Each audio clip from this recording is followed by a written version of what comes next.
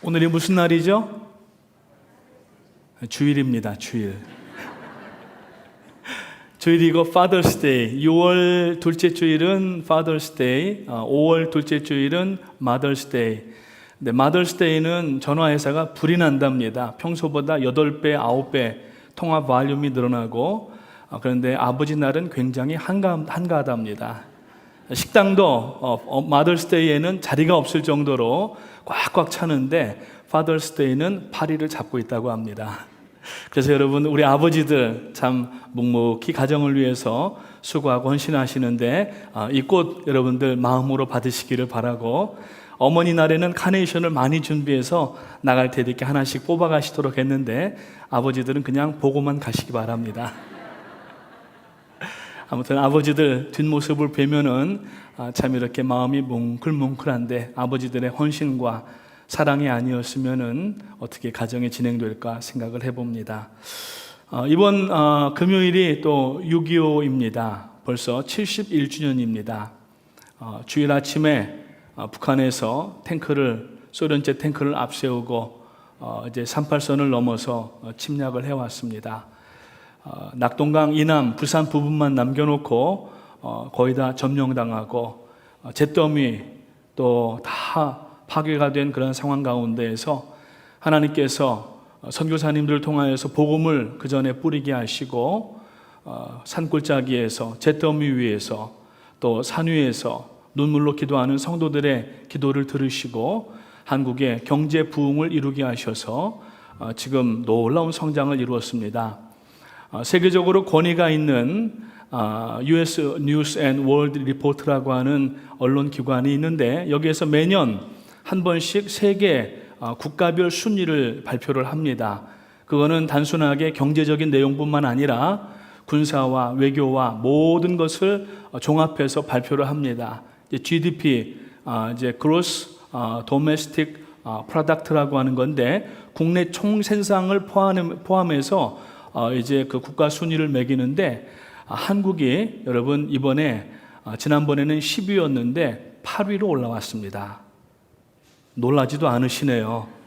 지금 전 세계 유엔에 등록된 국가가 한 215개 정도가 되는데 215개 국가 중에서 8위를 했다고 하는 것은, 더군다나 71년 전에 잿더미로 완전히 망해가던 나라인데 하나님께서 참으로 성도들의 눈물의 기도를 들으시고, 그리고 또 70년대 우리 빌리그레암 목사님 모셔서 여의도에서 수백만 명이 집회를 할 때에, 그때 선교사를 나갈 사람을 콜링을 하니까 여러분 몇 명이 일어난 줄 아십니까? 30만 명이 일어났습니다. 그때 30만 명의 선교사님들을 나가려면은 몸만 나갈 수가 없지 않습니까? 하나님께서 80년대 초반부터 한국 경제에 부흥을 불어넣어 주셔서 지금 여러분 8위, 그러니까 미국, 그 다음에 중국, 러시아, 독일, 영국, 일본. 이 일본은 지금 6위긴 한데 지금 전문가들은 굉장히 어두운 전망을 내놓고 있습니다.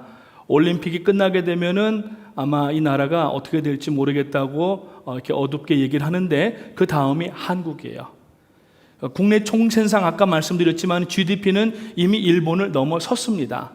작년 말에 이미 일본을 넘어서고 지금 프랑스와 같은 동등한 그러한 위치가 됐고, 이번에도 물론 G7에 초대를 받아서 대통령이 참가했지만은 영국의 그 수상과 함께 이렇게 자리에 앉아 있는 것을 보면은 한국의 위상을 알 수가 있게 되는데, 이 모든 것이 하나님께서 하신 줄 믿으시기를 바랍니다.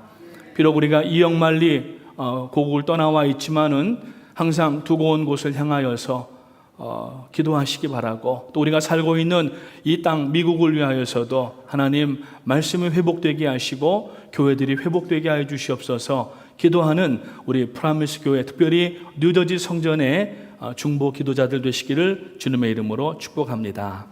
아멘. 살고 있는 도시에 이 문화적인 그러한 요소들이 많으면은 참 풍요를 누리게 됩니다. 저도 벌써 뉴욕에 올라온 지가 12년 됐는데, 올라가면은 뉴욕 필하모니 오케스트라 연주회도 가보고 어디도 가보고 이렇게 했는데 아직까지 한 군데밖에 못 갔습니다. 어디냐면은 카네기홀만 한 3번 가봤어요. 교회 행사 때문에 이제 갔고, 링컨 센터라든지 또 이 뉴욕의 유명한 이 하모닉 오케스트라가 있는데 바로 뉴욕 필하모닉입니다. 많지 않은데 세계적인 그러한 오케스트라인데, 이 오케스트라의 이 50년대, 60년대 지휘를 맡았던 레너드 번스타인이라고 하는 지휘자가 있습니다. 이분이 한 번은 공연을 끝나고 이제 한 뉴욕의 방송사에서 톡쇼를 하는데 거기에 나갔습니다. 그래서 진행자가 질문을 합니다. 번스타인 선생님, 교향악단의 악기 파트 중에서 가장 다루기가 힘든 파트가 무엇입니까? 라고 이렇게 질문을 하니까 이 번스타인이 잠깐 생각하다가 이렇게 대답을 합니다. 바이올린입니다. 제1 바이올린은 훌륭하게 연주하는 사람들을 얼마든지 구할 수가 있습니다. 누구나 최고의 자리에 오르고 싶어 하기 때문에 연습도 많이 하고 모집하면 금방 자리가 채워집니다. 그래서 이 제1 바이올린을 연주하는 사람을 이제 수석 바이올리니스트라고 부르고, 대부분 오케스트라에서는 그 사람을 악장, 오케스트라의 최고의 이제 리더로 부릅니다. 그런데 제1 바이올린을 연주하는 똑같은 열정으로 제2 바이올린을 연주하는 사람을 구하기가 정말 어렵습니다. 바이올린만 그런 것이 아닙니다. 프렌치 호른이나 플루트의 경우도 마찬가지입니다. 제1 연주자는 많고 서로 되려고 하지만 화음을 이어줄 제2 연주자를 구하기가 너무 어려워서, 만약 아무도 이 연주자를 하지 않으면은 아름다운 하모니가 어우러지는 교향곡을 기대할 수가 없을 것입니다. 저는 이 자리에서 우리 교향악단에 있는 제2 연주자들에게 악단의 영광과 감사를 돌려드립니다 라고 인터뷰했던 내용이 있습니다. 그렇습니다. 이 제2 바이올린은 눈에 잘 띄지 않습니다. 그러나 오케스트라에서는 없어서 안 될 중요한 자리이고, 마치 조연 같은 조연의 자리가 이 바이올린, 이 호른, 이 트럼펫, 이런 두 번째 자리에 앉아있는 사람들이라고 하는 것입니다. 제1 바이올린이 빛날 수 있도록, 오케스트라가 빛날 수 있도록, 지휘자가 빛날 수 있도록 이 2인자들은 영광도 없지만은 정말 그 하는 땀을 흘리는 것을 보면은 존경스럽고 감사합니다라고 하는 말도 덧붙인 것을 우리가 볼 수가 있습니다. 그렇습니다. 세상에는 1인자들이 많이 있습니다. 그러나 그 1인자를 만들기 위하여서 2인자들은 참 숨은 노력과 여러 가지 헌신들을 한 것을 볼 수가 있습니다. 지금으로부터 약 40세기 이전에 주인을 잘 빛나게 해서 섬겼던 한 늙은 종을 소개합니다. 그 사람의 이름은 오늘 본문에는 나타나지 않지만은 이미 창세기 15장에 보면은 그 이름이 나타납니다. 창세기 12장 2절의 말씀에 보면은 아브라함이 이르되 주여 무엇을 내게 주시려 하나이까? 나는 자식이 없사오니 나의 상속자는 이 다메섹 사람 엘리에셀이니이다 라고 이야기를 합니다. 그러니까 아브라함이 한창 하나님의 내 자손들을 하늘의 무별과 같이 만들고 민족을 이루게 하겠다고 12장에서 말씀을 언약을 하셨는데 20여 년이 지나는 동안에 점점 이 가능이 없어지는 거예요. 더군다나 사라도 나이가 이제 90 가까이 보고 있고 자기 자신도 100세 가까이 보고 있는데, 이 아브라함이 너무 실망이 돼서 하나님 앞에 한 얘기가 뭐냐면은 이제 자식을 기다리지 않고 차라리 그냥 제가 이 데리고 있던 종에게 유산을 물려주고 상속을 하겠습니다라고 하는 장면이 창세기 15장 2절의 말씀인 것입니다. 이 엘리에셀이라고 하는 이름은 구약 성경에 여러 번 나타납니다. 첫째는 오늘 아브라함의 종이 있고 모세의 아들 중에 또 엘리에셀이 있고 또 다른 엘리에셀이 몇 사람이 있습니다. 다 위대한 사람들입니다. 그런데 아브라함 혼자 참 믿음의 조상이 되고 하나님 앞에 순종하는 그러한 신앙의 모범을 보일 수 있었던 것은 아니었습니다. 아브라함은 오히려 인간적으로 보면은 실수하는 일도 많았고 약점도 많았습니다. 아내를 누이라고 한 번도 아니고 2번씩이나 속이고 참 얼마나 비겁하고 참 연약한지 모릅니다. 그렇게 했고 뿐만 아니라 언약을 기다리지도 못하고 사라가 넣어주는 몸종 하갈을 받아들여서 이스마엘을 낳았던 그러한 전력도 있습니다. 이러한 연약한 아브라함이었지만은 옆에서 이 엘리에셀이 정말 이름도 빛도 없이 지난 60여 년 동안 아브라함을 잘 이렇게 보좌하고 그리고 돕고 그 명령에 순종할 때에 아브라함이 되고 하나님 앞에 믿음의 조상이 되는 것을 우리가 볼 수가 있습니다. 이 엘리에셀이라고 하는 말의 뜻은 하나님이 도우셨다. 엘리는 하나님이고 에셀은 헬프라고 하는 말입니다. 이 에셀이라는 단어가 지금 이제 창세기 20장, 21장 넘어오면서 자주 나타나게 됩니다. 어느 날 아침에 아브라함이 엘리에셀을 방으로 불러드립니다. 그러면서 2절 말씀에 보니까 이렇게 이야기를 합니다. 아브라함이 자기 집 모든 소유를 맡은 늙은 종에게 이르되 청하건대 내 허벅지 밑에 내 손을 넣으라. 이건 뭐냐면은 종에게 명령을 내리고 그 명령을 이제 수행할 것을 약속하라는 이야기입니다. 그런데 동성연애자들은 이 엘리에셀과 아브라함의 관계를 동성연애의 관계로 그렇게 해석을 합니다. 말도 안 되는 그러한 잘못된 신학을 가지고 자기들을 이렇게 합리화시키는 것을 볼 수가 있습니다. 그래서 이 허벅지 밑에 손을 넣고 이건 뭐냐면은 당시 근동 지방의 종들이 주인이 어떤 일을 할 때 더군다나 중차대한 일을 할 때에 충성, 맹세 서약을 하는 것을 이야기를 하고 있습니다. 그래서 9절 말씀에 보니까 마지막 절 오늘 읽었던 말씀인데 오늘 전체 24장을 다 사용하게 되지만은 시간 관계상 9절까지 읽었는데 그 9절에 보게 되면은 주인 아브라함의 허벅지 아래 손을 넣고 이 일에 대해 그에게 맹세하였다라고 이야기를 합니다. 과연 무슨 일이기에 이렇게 맹세까지 하게 하는가? 그것은 바로 이제 독자 이삭 벌써 40년이 지났습니다. 이삭이 40살이 가까웠는데 아직 장가를 안 들었습니다. 그래서 아브라함은 엘리에셀을 불러가지고 자기가 떠났던 하란, 자기의 그 하나님을 믿는 사람들이 있는 곳에 엘리에셀을 보내서 자기 며느리감을 찾으러 보내는 것입니다. 이 메소포타미아의 나홀성이라고 하는 곳인데 이곳은 헤브론에서 직선거리로 따져도 약 한 800km 정도 되는 거리입니다. 지도를 보여주시면 감사하겠습니다.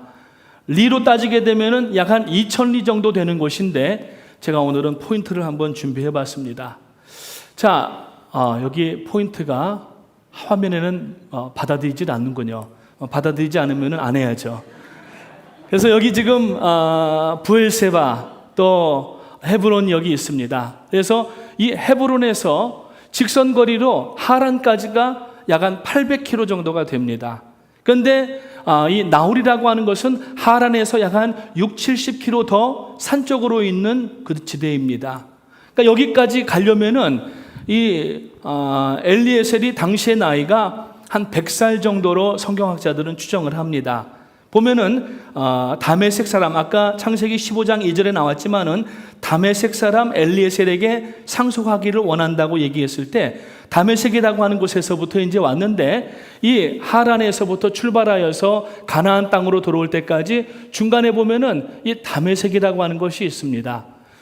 이 다르포울이라고 하는 곳으로 지금 쓰여져 있는데 거기에서 아마 아브라함의 식솔로 이렇게 이제 포함이 됐던 것 같습니다. 그래서 계속해서 지난 60년 동안 아브라함을 이렇게 수종들고 모든 일들을 감당했던 더군다나 집안의 모든 일들을 위임받아서 가정 총무의 역할을 했던 이 엘리에셀을 볼 수가 있습니다.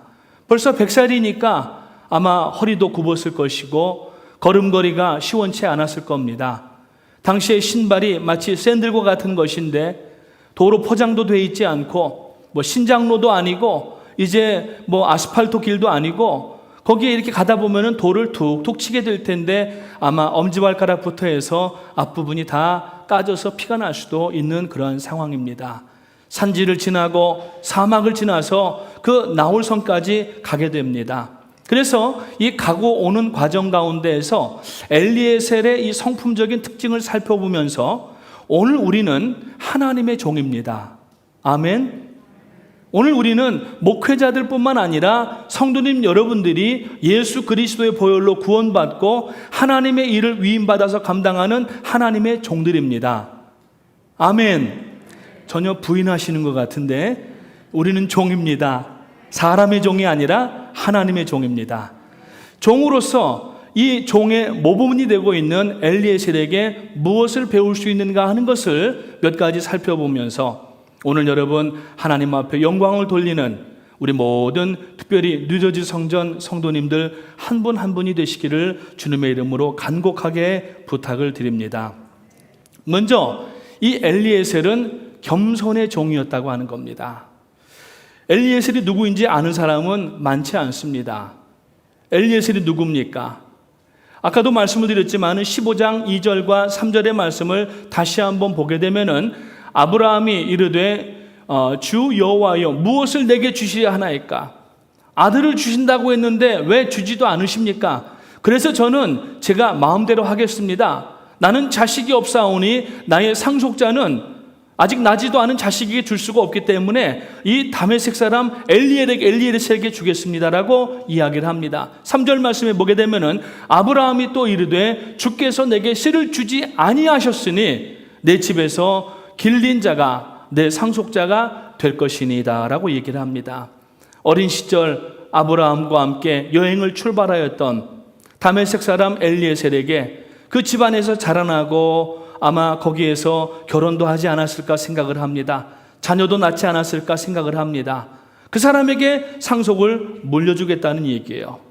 자, 그런데 엘리에셀은 상속자가 될 뻔했었습니다. 이삭만 태어나지 않았으면은 아브라함이 거부가 돼 있었는데 상속을 다 받게 되고 그 재산을 받게 되는 것을 꿈꿨을 수도 있었습니다. 그런데 어느 날 이삭이 태어나는 바람에 그 상속자가 될 뻔한 꿈은 그냥 깨어지고 말았습니다. 그러나 이 엘리에셀은 한 번도 그에 대해서 생각해 본 적이 없었습니다. 그저 아브라함에게 부름 받은 대로 자기 일을 감당하였던 것입니다. 그래서 오늘 34절부터 36절까지 말씀을 보니까 자기가 입으로 시인하는 말입니다. 그가 이르되 나는 아브라함의 종인이다. 한 번도 아들이라고 얘기하지 않고 양자라고도 얘기하지 아니하고 종이라고 하는 것을 분명하게 선언을 하면서 여호와께서 나의 주인에게 크게 복을 주시어 창성하게 하시되 소와 양과 은금과 종들과 낙타와 나귀를 그에게 주셨고 나의 주인의 아내 사라가 노년에 나의 주인에게 아들을 낳음에 주인이 그의 모든 소유를 그 아들에게 주었나이다 하면서 자기에게 상속을 받을 뻔했었지만은 그 주인을 한 번도 원망하지 않았고 그 아들을 낳아준 사라도 한 번도 원망하지 않았고 심지어는 주인이 낳은 이삭에 대해서 주인의 아들이기 때문에 주인도 자기의 주인으로 섬겨서 지금 그 일을 위하여서 보냄을 받는 엘리에셀의 모습을 우리가 볼 수가 있게 됩니다. 겸손이라고 하는 것은 자기 자리와 위치를 아는 것을 겸손이라고 얘기를 합니다. 그래서 저는 이 엘리에셀을 겸손의 모델로 부르고 싶습니다. 성경 가운데 가장 겸손한 사람의 롤 모델이 아닌가 생각합니다. 처음 아브라함이 다메섹에서부터 이 엘리에셀을 부를 때부터 그에게 주어진 이 job description, 해야 될 일의 목록에 자기 임의대로 무언가를 추가하거나 빼지 않고 그 위치에서 여러분 60여 년 동안을 지금 아브라함을 섬기고 있었다고 하는 것입니다. 아브라함은 그러한 엘리에셀을 자기의 가장 소중한 아들인 며느리감을 찾아 보내는데 자기가 갈 수가 없기 때문에 이 엘리에셀을 지금 보내고 있는 것입니다. 두 번째로 엘리에셀에게 우리가 찾아볼 수 있는 섬김의 도리는 바로 충성이라고 하는 겁니다. 이 엘리에셀은 충성의 종이었습니다. 여러분, 종에게 중요한 것은 실력이 아닙니다. 말주변이 아닙니다. 재주가 아닙니다. 종은 부름바대로 순종하면 되는 겁니다. 그것을 여러분 충성이라고 이야기를 합니다. 주인이 자기에게 한 말에 대해서 그 말을 가슴 가운데에 새겨놓고 그 말을 이루기 위하여서 한자를 풀이해 보면은 충성이라고 하는 이 글자가 마음 가운데에 받은 말씀을 갖고 이것을 이루려고 최선을 다하는 것을 오늘 여러분 한자에서는 충성이라고 이야기하는 겁니다. 마음을 다해서 명령을 이룬다는 얘기입니다. 그래서 충성이라고 하는 것은 할 수 있는 일만 하는 게 아니라 할 수 없는 일까지 해야 되는 것이 충성입니다.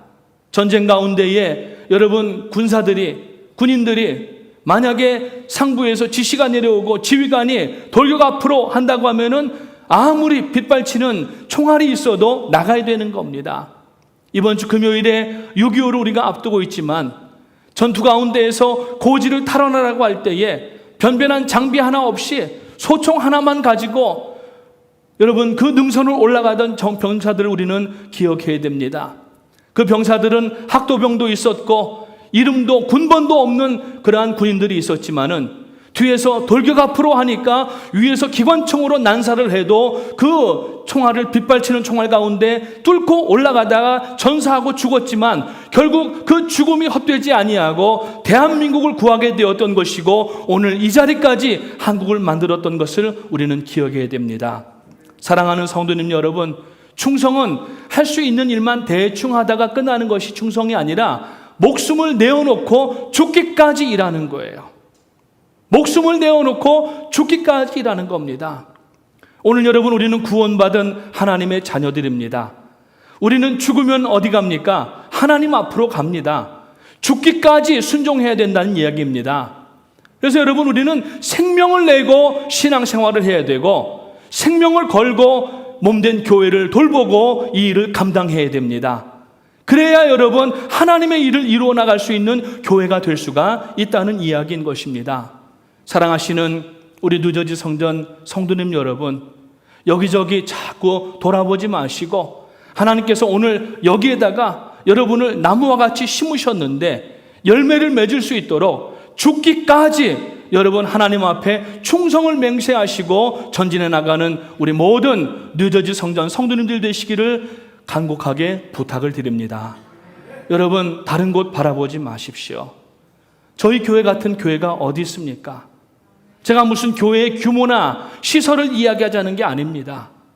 정말 지난 45년 성상 동안 하나님께서 이 교회를 통하여서 하신 일을 보면은 여러분 이만한 교회 없다는 것을 분명히 아셔야 되고 여러분과 제가 죽는 날까지 마치 뼈를 여기다가 묻겠다는 심정으로 하나님 앞에 엘리에셀과 같이 충성을 감당할 수 있는 성도님들 되시기를 주님의 이름으로 축원합니다. 우리 장로님들이 그렇게 오셨습니다. 우리 권사님들이 그렇게 오셨습니다.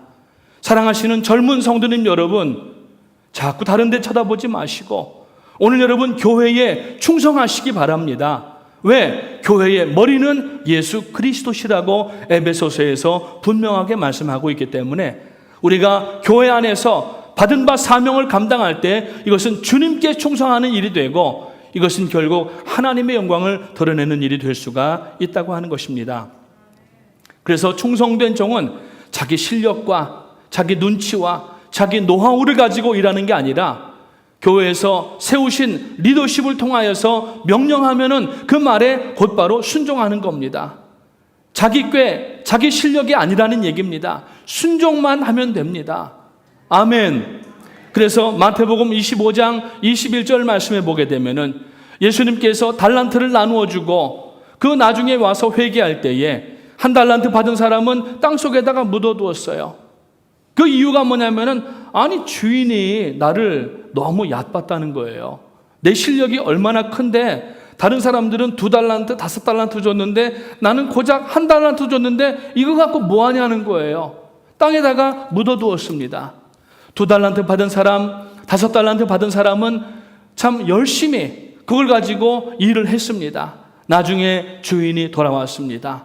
주인이 다 불러 모아서 회개하자고 합니다. 그래서 보니까 2달란트 받은 사람은 4달란트를 만들었고 5달란트 받은 사람은 10달란트를 만든 거예요. 1달란트 받은 사람 보고 물어보니까 그냥 땅에 묻었던 것을 가져와서 주님 그냥 주인님 이거 가지세요 하고 준 겁니다. 하나도 남기지도 않고 일도 하지 않았다는 거예요. 그러니까 주인이 뭐라고 얘기합니까? 이 악하고 게으른 종아. 악하고 게으른 종이라고 부릅니다. 그리고 2달란트 남긴, 4달란트 남기고 10달란트 남긴 사람들에게 뭐라고 말씀하십니까? 주인이 이르되 잘하였도다. 착하고 충성된 종아. 내가 적은 일에 충성하였음에 내가 많은 것을 내게 맡기리니 내 주인의 즐거움에 참여할지어다 라고 이렇게 말씀을 하십니다. 충성된 종은 그 일이 작든 크든 그 일이 참 사람이 보기에 귀하게 보이는 일이든지 아니면 천하게 보이는 일이든지 앞에서 찬양 인도를 하시든지 반주를 하시든지 밖에서 주차 인도를 하시든지 방송실에서 근무를 하시든지 유아실에서 있든지 부엌에서 일하시든지 아니면 화장실 청소를 하신다든지 이 일에 어떤 일을 놓고 따지는 게 아니라 받은 바 그 일을 얼마나 정성스럽게 감당하느냐가 충성의 좌우를 하는 것을 우리가 알 수가 있는 것입니다. 왜 그렇게 일합니까? 충성된 종은 자기의 행복이 아니라 주인의 행복을 위해서, 주인의 기쁨을 위해서 일하기 때문에 그렇습니다. 우리는 누구의 기쁨을 위해서 일합니까? 하나님의 기쁨을 위해서 일하는 겁니다. 주님의 기쁨이 되기 위해서 일해야 되는 겁니다. 내 기쁨과 내 유익과 내 어떤 이 이해타산 때문에 여러분 교회를 나오거나 일을 하면 안 됩니다. 계산된 그러한 일을 하면 안 됩니다. 우리는 부름받은 그대로 하나님 앞에 충성할 때에 여러분 판단은 주님께서 하시는 것이고 주님이 기뻐하시면은 그것이 바로 우리들의 기쁨이 되고 우리들에게 주시는 은혜인 줄 믿으시기를 주님의 이름으로 축원합니다. 엘리에셀은 성경에서 가장 충성된 종의 모델입니다. 자기에게 자식이 있었는지 없었는지는 모르겠어요. 거기에 대한 정확한 기술은 성경에 나타나지 않고 있습니다. 그런데 60여 년 동안 젊을 때에 아브라함과 동행하기를 시작하여서 아마 그 종 가운데에 어떤 여인하고 결혼을 했을 수도 있습니다. 그 가운데에서 자녀가 나왔을 수도 있습니다. 지금 자기 자녀의 문제도 아닌데 종에게 주인이 자기에게 맡겨준 이 일을 위하여서 여러분 지금 천리길 다녀오고 있는 겁니다.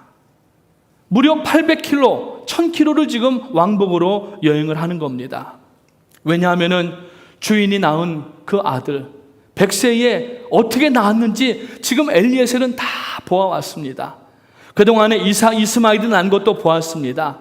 이삭이 난 것도 보고 그 전에 여러분 아브라함이 하나님 앞에 대화하던 내용도 다 듣고 알았던 사람입니다. 결국 엘리에셀은 하나님이 누구신가 하는 것을 알았다는 이야기입니다. 그래서 아브라함이 자기에게 부탁할 때에 그 부탁을 그냥 한 가정의 어떤 가장의 그 부탁으로 받아들이지 아니하고 이것은 하나님의 부탁으로 자기가 받아들였다는 얘기예요. 오늘 교회에서 우리가 사역할 때에 교회가 부탁하면은 여러분 사람의 부탁으로 받지 마십시오. 그거는 자기 자신을 굉장히 천하게 만드는 겁니다. 우리가 교회 안에서 리더십을 통하여서 무언가 부탁을 받으면 이건 교회의 머리가 되시는 주님에게 부탁받은 것인 줄로 아시기를 주님의 이름으로 축원합니다. 그러면 그 일에 우리가 대충 뭐 그까이 거 이렇게 할 수가 없다는 얘기예요. 정성을 다해야 되고 나의 최선을 다해야 되는 겁니다. 100살이 되는 나이에 여러분 1000km를 왕복하면서 그 지팡이를 짚고서 지금 이 엘리에셀이 가는데 속으로 웬만한 사람 같으면은 불평도했을 법도 합니다. 아니 주인도 그렇지 나 이제 은퇴할 때가 다 됐는데 좀 편하게 좀 내비두고 젊은 종들 얼마나 많아요. 젊은 종들 많아서 쎄고 쎘는데 왜 하필이면 이렇게 늙은 종이 나한테 이 일을 시키는가 투덜투덜하면서 갈 수도 있어요. 원망할 수도 있어요. 그러나 엘리에셀은 그렇게 하지 않았습니다. 오늘 12절부터 14절의 말씀을 보니까 이 엘리에셀은 기도하면서 갔습니다. 하나님 앞에 이 일을 감당하도록 기도하면서 갔는데 12절에 보니까 그가 이르되 우리 주인 아브라함의 하나님 여호와여, 기도하는 거잖아요. 원하건대 오늘 나에게 순조롭게 만나게 하사 내 주인 아브라함에게 은혜를 베푸시옵소서. 성중 사람의 딸들이 물길로 나오겠사오니 내가 오물 곁에 서 있다가 한 소녀에게 이르기를 청하건대 너는 물동이를 기울여 나로 마시게 하라 하리니 그의 대답이 마시라 내가 당신의 낙타에게도 마시게 하리라 하면 그는 주인께서 주의 종 이삭을 위하여 정하신 자라 이로 말미암아 주께서 내 주인에게 은혜 베푸심을 내가 알겠나이다. 자기가 그래도 인간적인 방편으로 주인의 이삭의 배필감을 참는데 스펙을 먼저 얘기하지 않았습니다. 하란 대학교 법학과를 나와서 정치 외교학을 전공하고 뭐 또 좋은 로펌에서 일하고 미스 하란 출신의 예쁜 아리따운 처자에다가 가정은 어마어마한 기업을 경영하는 그러한 가정, 이런 가정을 만나게 해주시옵소서. 이런 얘기 한마디도 안 합니다. 뭐라고 기도합니까? 가서 내가 목마르니 물을 좀 달라고 할 때에 물동이를 기울여서 물을 따라주고 말도 하지 않았는데 타고 온 나귀에 대해서 물을 먹이는 그 여인을 하나님께서 준비한 여인으로 알겠다는 얘기예요. 여러분, 재미있는 사실이 15절 말씀을 한번 보시기 바랍니다. 이 말을 마치기도 전에 리브가가 물동이를 어깨에 메고 나오니 그는 아브라함의 동생 나홀의 아내 밀가의 아들 부두엘의 소생이라. 아멘. 결국은 누구냐면은 아브라함의 친척 조카딸이었던 거예요.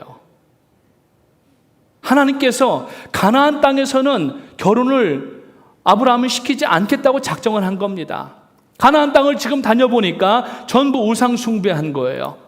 그러니까 만약에 가나안 땅의 여인 뭐 아무리 잘나고 똑똑해도 들어와봐야 개나리 보침에 시집 올 때에 우상짠지 들어오게 되면은 결국 하나님 섬기지 않게 이삭이 되어버리기 때문에 아브라함은 이것을 먼저 알고 나중에 여러분 이스라엘 백성들이 모세가 애굽에서 출애굽할 때에 먼저 이스라엘 백성들에게 이야기합니다. 너희는 가나안 땅에 들어가거든 가나안 거민들의 그 여인들과 자녀들과 통혼시키지 말라고 먼저 말씀을 하는 걸 볼 수가 있어요. 왜? 이미 아브라함은 그걸 보았다는 이야기입니다.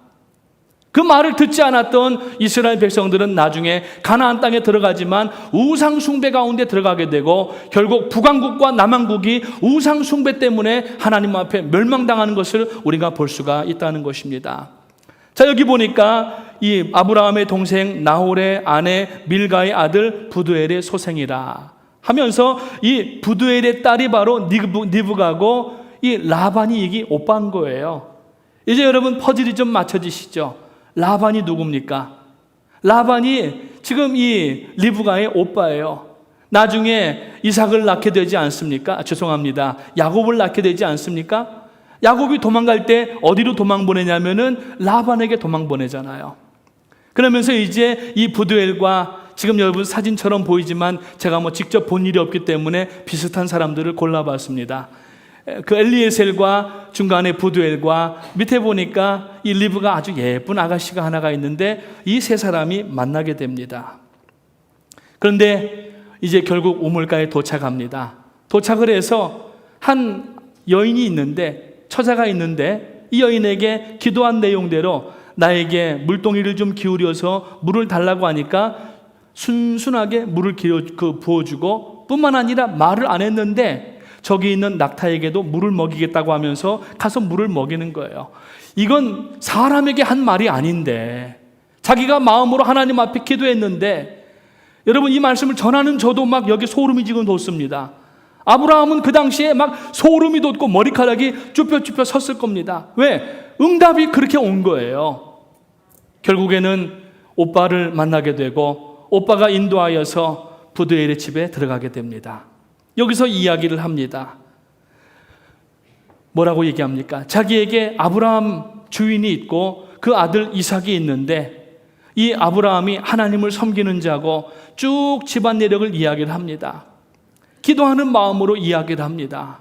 여러분, 지혜로운 종은 똑똑한 종이 아니라 물론 똑똑하면 좋겠지만 지혜로운 종은 기도하는 종입니다. 기도하는 종이 지혜로운 종입니다. 오늘 교회 일하면서 기도 안 하고 하면은 사고 나는 거예요.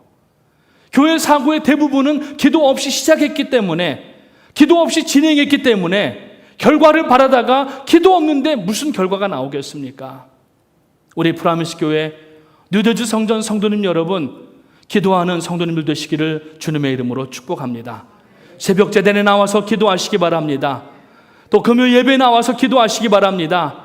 주일 예배도 나와서 기도하시기 바랍니다. 물론 지금 온라인 예배로 우리가 하이브리드로 하고 있지만 하나님이 원하시는 예배가 무엇인지를 먼저 아시기를 바라고, 하나님 앞에 온 교회가 함께 모여서 예배하고 기도하면서 하나님의 일을 감당하며 충성을 다하시는 여러분 되시기를 주님의 이름으로 축원합니다.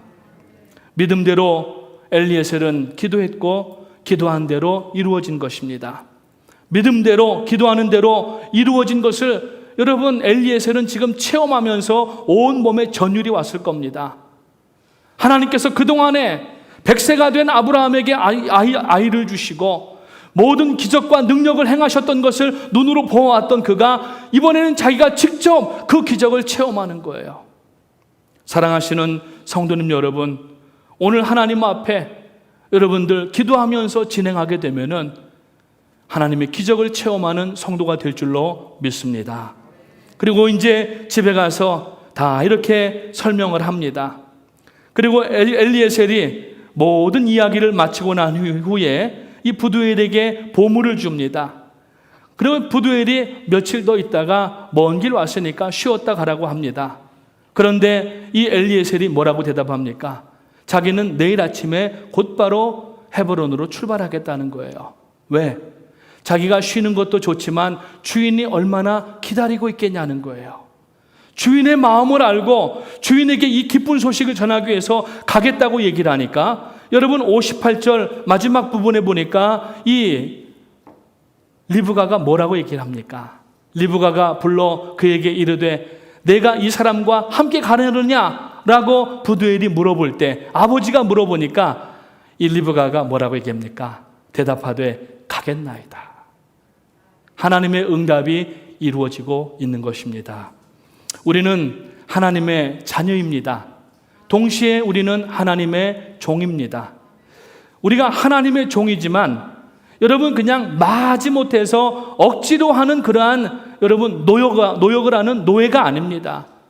우리는 노예 같은 종이 아닙니다. 하나님의 마음을 알고 하나님을 기쁘시게 하기 위해서 교회를 내 교회처럼 생각하고 이 교회 일들을 내 일처럼 생각하여서 감당하는 주인 같은 종이 되어야 된다는 얘기입니다. 여러분 혹시라도 지금의 교회에 왔다 갔다 하시면서 관망하시거나 구경하시거나 마치 스펙테이터처럼 그렇게 예배에 참석하셨다면 그걸 다 버리시기를 축원하고, 여러분 오늘부터는 노예 같은 종이 아니라 주인 같은 종이 되셔서 하나님의 역사를 여러분의 두 눈으로 똑똑하게 체험하고 목격하시기를 주님의 이름으로 축원합니다. 엘리에셀은 주인 같은 종이었습니다. 아브라함의 아들 이삭을 마치 자신의 아들처럼 생각하고 최선을 다해서 주인의 명령에 순종하고, 며칠 쉬어가라고 하였음에도 불구하고 주인이 기다리는 그 마음을 알고 그 먼 길을 다시 출발할 때에 하나님께서 리브가의 마음도 감동하게 하셔서, 생면부지 처음 본 사람인데 남편 얼굴 아직 보지도 않았는데 지금 만약에 어린 젊은 여자애들에게 그런 얘기 한다고 하면, 여자분들에게 그런 얘기 한다고 하면 이 사람 미쳤나 봐, 안녕히 가세요 그러고 말 거예요. 근데 지금 가겠다고 얘기하는 거예요.